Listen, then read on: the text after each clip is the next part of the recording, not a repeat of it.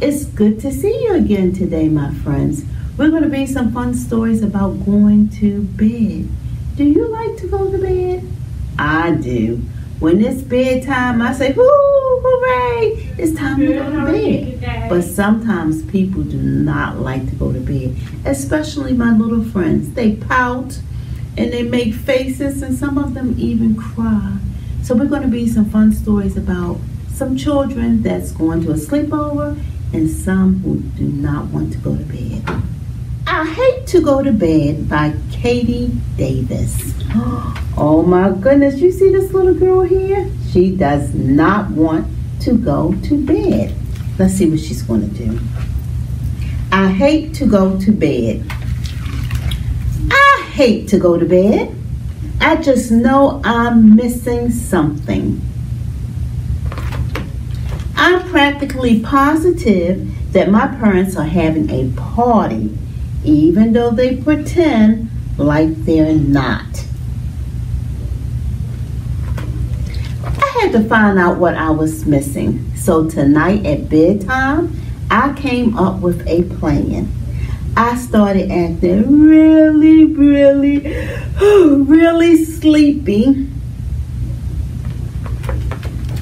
I waited until they thought I was fast asleep. Then I slipped out of bed. I was very quiet, but I got caught. Oh, look at that. Her little slippers, her duck slippers saying, they said, "These boots are made for walking." That's how she got caught. Go to bed, Mommy said. Go to bed, Daddy said. But I hate to go to bed.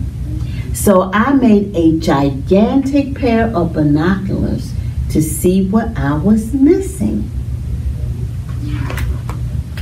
But by the time I got it all put together, my parents were just sitting there. No party, no guests, nothing. Go to bed, Mommy said. Go to bed, Daddy said. But I hate to go to bed. So I came up with another brilliant idea.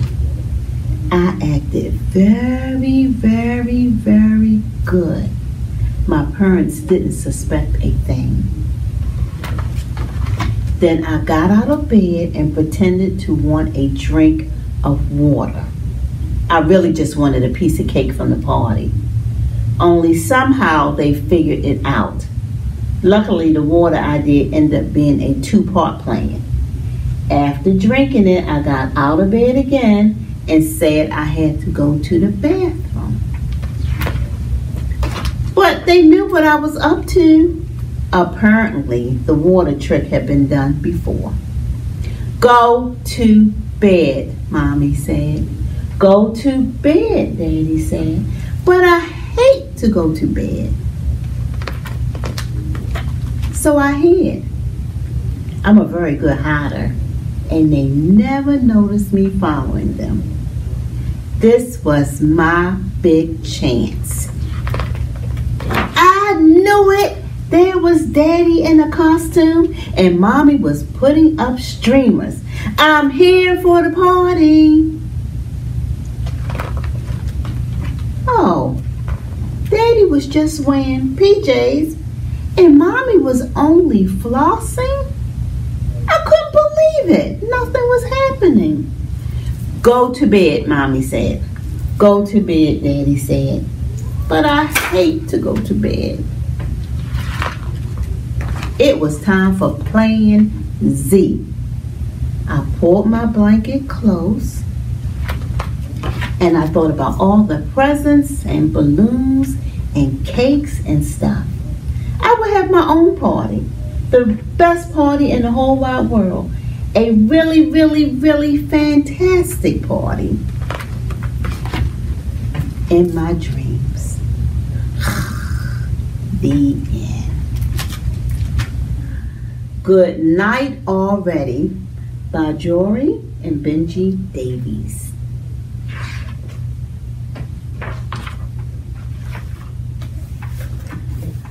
I've never been so tired. I could sleep for a week, months even. I've never been so awake. I wonder what old Bear's up to. I can't wait to sleep. Here we go. Oh, yes. Bear, it's me, Duck. Open up. Come on, buddy. What is it, Duck? I was fast asleep. Hey, I'm bored. Want to hang out? Want to play cards? No. Watch a movie? No. Start a band? No. Make smoothies? No. Talk all night? No. Play cards? You already said that. Read a book to each other? No. Fine. Good night already. Whatever. Ah, bed, yes. Oh. Almost asleep. Look, who do you see? That's the duck. Psst, psst. Bear, it's Duck from next door. What? I want to make cookies. Can I borrow some sugar? No. Butter? No. Dough? No. Salt? No. Butter? You already said that. Can I just borrow some cookies then? No. Good night already. That duck always bothering me. I need to get some new neighbors. Later though, too tired, must sleep.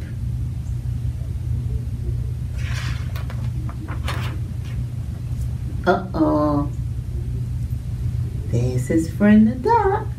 Oh, tickling his nose. Ah! How on earth? I used my spare key. That was for emergencies. This is an emergency. What? What is it, Duck? What's the emergency?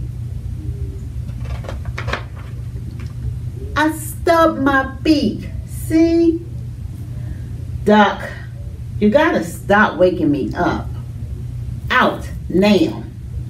But I said good night already. Jeez, Bear, you're so grouchy.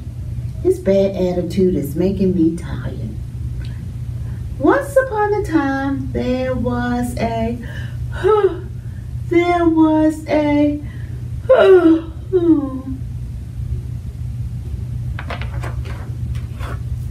I've never been so awake.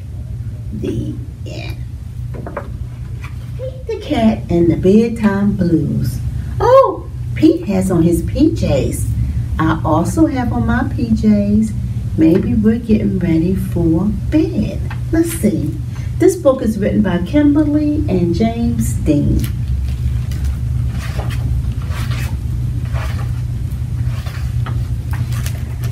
Pete and the gang had a great day.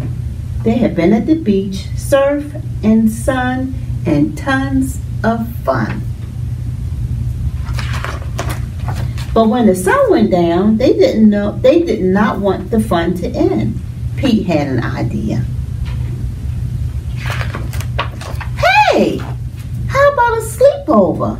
More time for tons of fun. Groovy. Pete's Place, let's go. Oh, look, they all going to Pete's Place.